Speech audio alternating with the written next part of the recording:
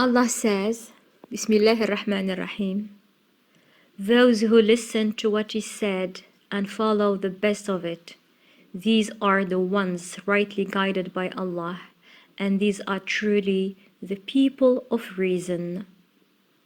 Az-Zumar, verse 18.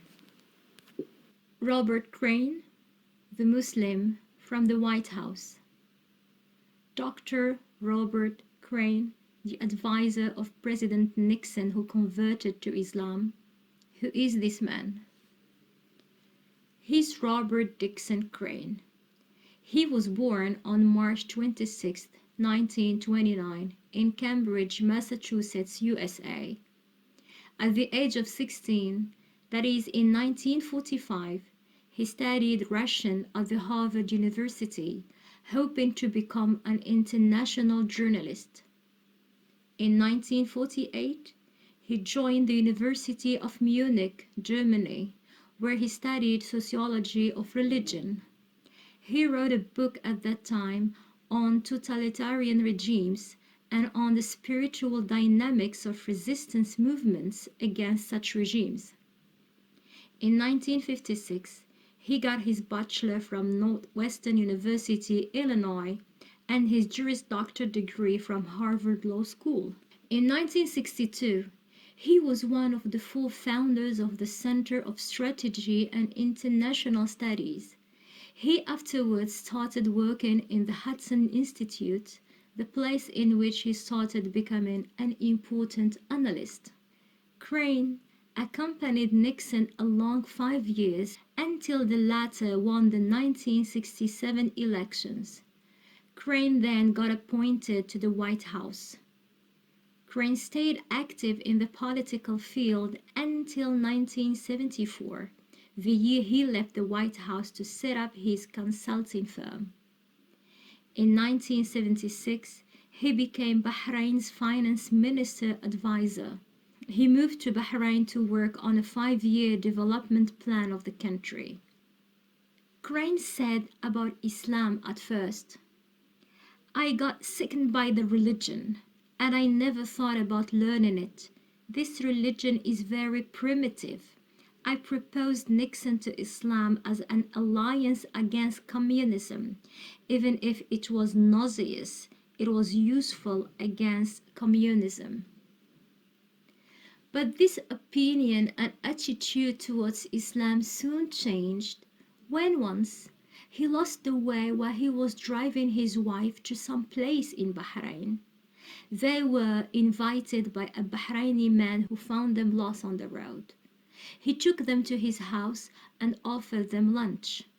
They chatted about things, not necessarily Islam, but man was marked with this encounter with a Muslim man, who turned out to his big surprise to be a good man. Since the early 80s, he started learning more and more about Islam, refusing to believe what he was told about it. He wanted to learn as much as he could from trustworthy sources, and so he attended a major conference in 1980 in New Hampshire, USA, in which it was expected to gather important Muslim leaders and thinkers. Robert Crane was excited to have the opportunity his questions would get answered. That day was a Friday, and instead of going to lunch, went for the Friday prayer together. He stayed there, watching them pray. Once he saw them performing sujood, the action of sujood touched him deeply.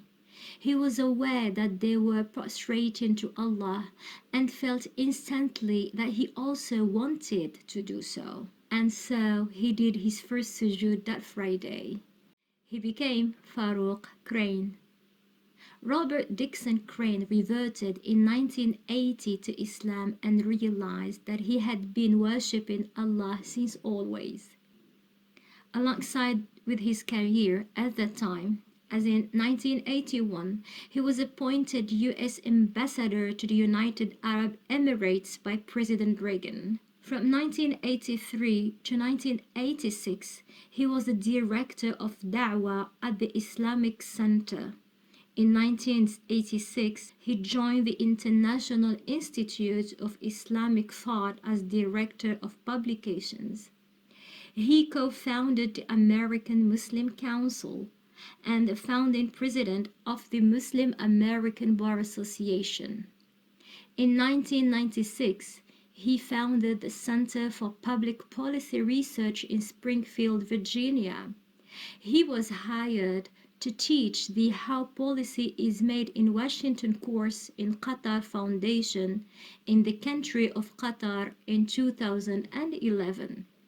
Then, in 2012, he was the professor and director of the Islamic Studies at the University of Qatar. In 2014, he completed his 4-volume textbook, Islam and Muslims, Essence and Practice. Dr. Robert Crane enriched the Islamic library by books, some of which he wrote and some others he co-authored. He's honored by being one of the 500 most influential Muslims in the world. Dr. Robert Farouk Dixon Crane, the Muslim from the White House, such an exemplary life journey in promoting Islam. Dr. Robert is right now 91 years old. May Allah bless him with health to carry on honoring Islam and Muslims around the world. Thank you very much.